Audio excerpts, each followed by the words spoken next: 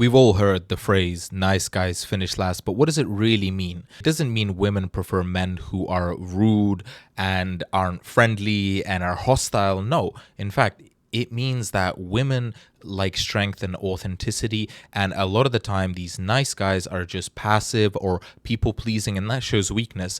And sometimes when a woman rejects one of these nice guys, they turn spiteful on her, and actually turns out they weren't nice after all.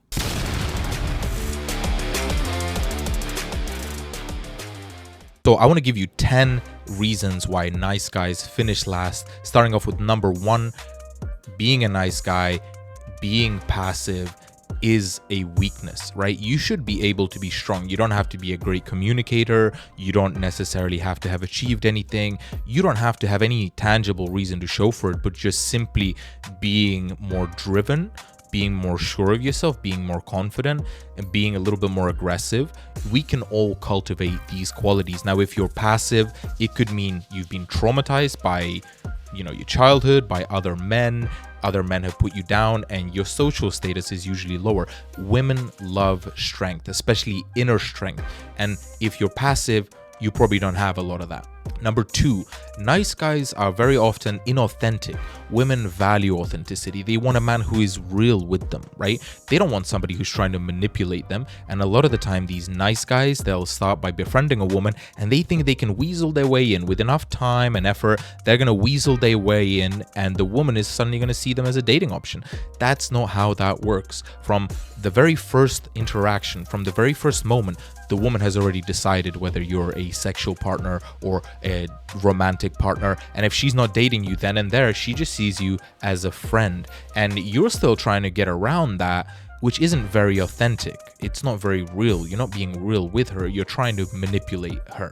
Number 3, people pleasing in general is just very unattractive, right? With anyone, with men, with women, it shows a lack of character. It shows that you're trying to get somebody else's validation, and it shows that you're not really authentic, right? Because you don't have the integrity and the backbone to stand up and be your own upright person and say no when you have to say no and say you disagree, and you don't have to go along with what other people are saying. But if you are just trying to people please, it can show you want something and you're not making it clear and you're being a little bit, shifty, creepy, manipulative, or it shows that you're just generally weak and you are afraid of other people confronting you or saying something you don't like.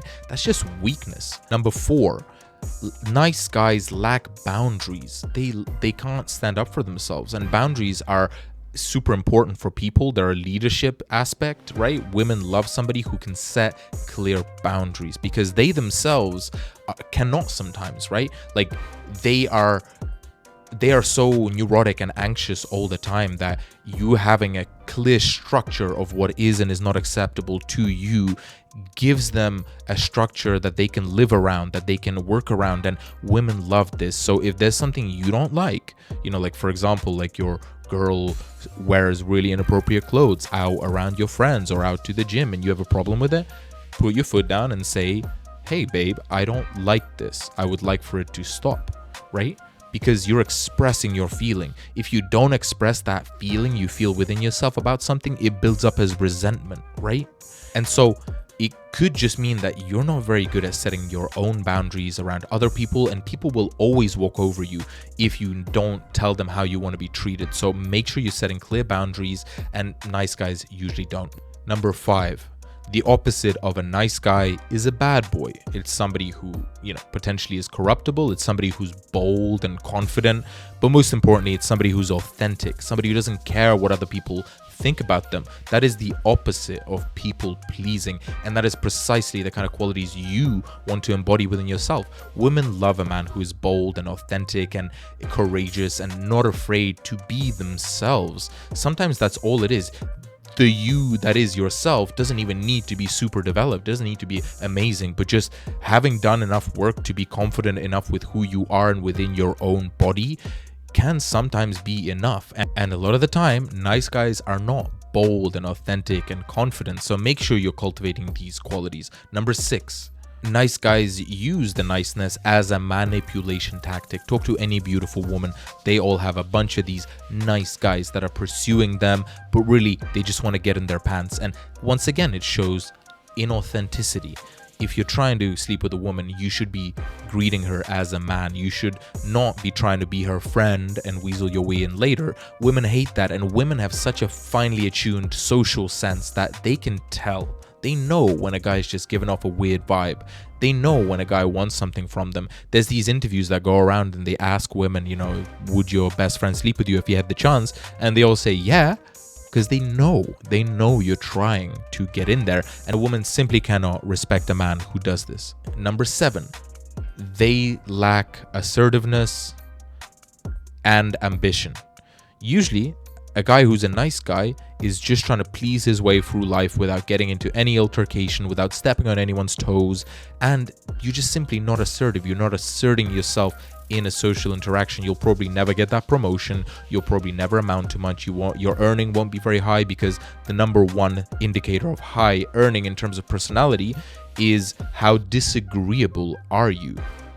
Your ability to disagree with others has a direct link to your earning potential, right? So the more disagreeable you are, the more money you will make. So if you're a people pleaser, you shot yourself in the foot there, mate. You're not going to be able to assert yourself and become better and improve yourself. Also, you probably don't have a lot of ambition, because the ambition alone, the ambition to improve yourself, the ambition to become better should alone be propelling a nice guy forward, right?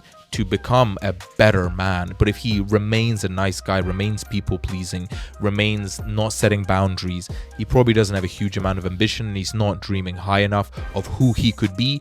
It might even be that he has a fixed mindset and not a growth mindset. Number 8, nice guys tend to suppress their own masculinity, because to be a man, you must be aggressive, you must be capable of violence, you must be capable of courage and strength, you must be integral. And if you are just somebody who's a people pleaser, you're really killing your own masculinity. Now, this could be because your father was an aggressive man and you don't want to reenact his aggression towards women, towards men, because you didn't like it. You've been traumatized by it. It could be because your father was a weak man and you've taken this on from him. He was passive and you don't really know, because the line of masculine initiation has been cut in your family, right? And so it could be for a number of different reasons.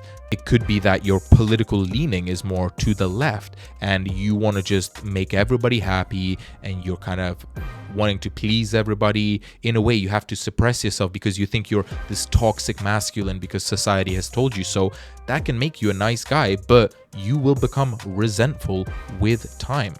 Number 9, nice guys bottle up their emotions in resentment, and it comes out and lashes out to the people around them. Instead of learning to cultivate their emotions and learning to direct them in more healthy ways. And nice guys, they tend to not have developed this, because we all have aggression in us. We all have a monster within us. And if you're a nice guy, you're keeping him bottled up and he's not coming out at all. And then he's going to come out in these disgusting dances of jealousy and rage and possessiveness, and it's just not good enough. And finally, number 10, being her friend just shows a lack of character. It shows that you are not man enough to show up to her as a potential dating partner. You're trying to get in there as a friend, and that just shows weakness. You shouldn't be wasting your time on things like that. If you had better options, if you were a better man and you had other women you could go see who were more serious about you, who wouldn't consider you as a friend, you wouldn't be hanging out with her. But because you don't, it's clear that's why you're chasing this one girl. So those are 10 reasons why nice guys always have finished last and will continue to do so. Because if you're really a nice guy, it actually just shows a weak character.